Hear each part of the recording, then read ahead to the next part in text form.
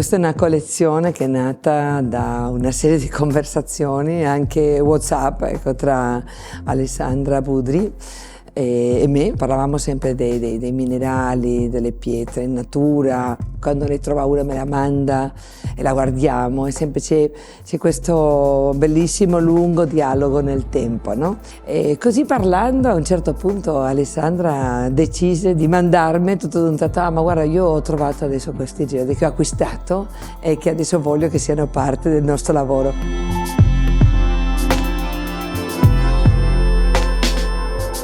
I geodi erano questa cosa meravigliosa. In realtà loro sono dentro delle pietre, ma sono come delle cavità dove si accumulano tutti i cristalli e nascono comunque queste situazioni assai affascinanti. Abbiamo fatto interagire con un elemento che ha delle geometrie, ma che utilizza la pietra come lastra, con la maestria comunque di un'azienda come loro, con una pietra non come una decorazione, sino come un'incrustazione, come dopo avviene in natura. Diventano come delle degli elementi che un po' abbracciano o si appoggiano o hanno incastrata il geodo. Abbiamo fatto anche delle altre tavole un pochino più grandi, sempre fatte con lastra molto sottili, sono molto più leggere di quello che potrebbero sembrare. Loro anche lì abbracciano una pietra che puoi comunque anche togliere, ma che in qualche modo le abbiamo fatto una sede e sono lì, che si possono comunque asportare, tenere in un altro lato di casa e utilizzare i tavoli.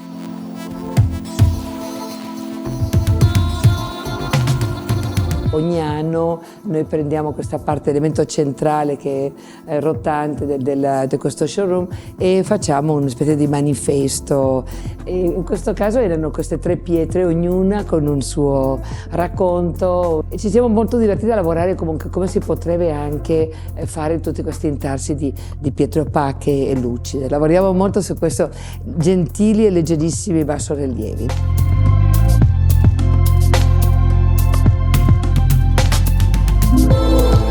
Esistono in natura dei quarzi anche giganti, però sono casi veramente spettacolari.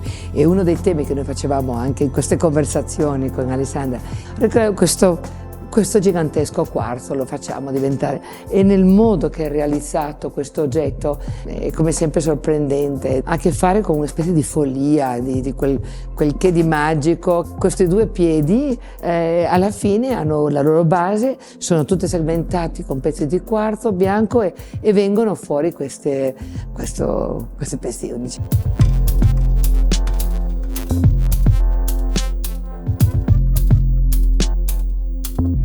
Anche abbiamo studiato un'altra variante del tavolo fatto con lastre, con quelle lastre che noi amiamo da tanti anni, quelle che hanno ogni tanto un buco e che normalmente non si utilizzano in architettura o si devono utilizzare parzialmente. Invece noi le rivalorizziamo e li mettiamo delle resine e diventano per me delle geografie meravigliose.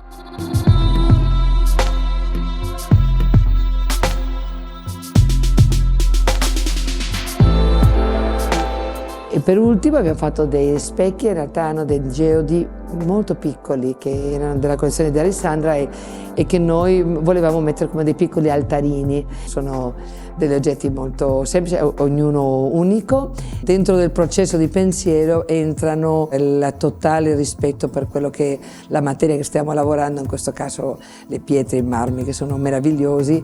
All'inizio del mio lavoro io dicevo non volevo lavorare con le pietre, perché in più avevo quel lato un po' architetto che diceva sono pietre molto pulite, beige, neutre, ma veramente. E penso che sia stato Budri che mi ha portato a questa metamorfosi del pensiero a capire tante cose, e allora siamo molto libere a giocare sopra.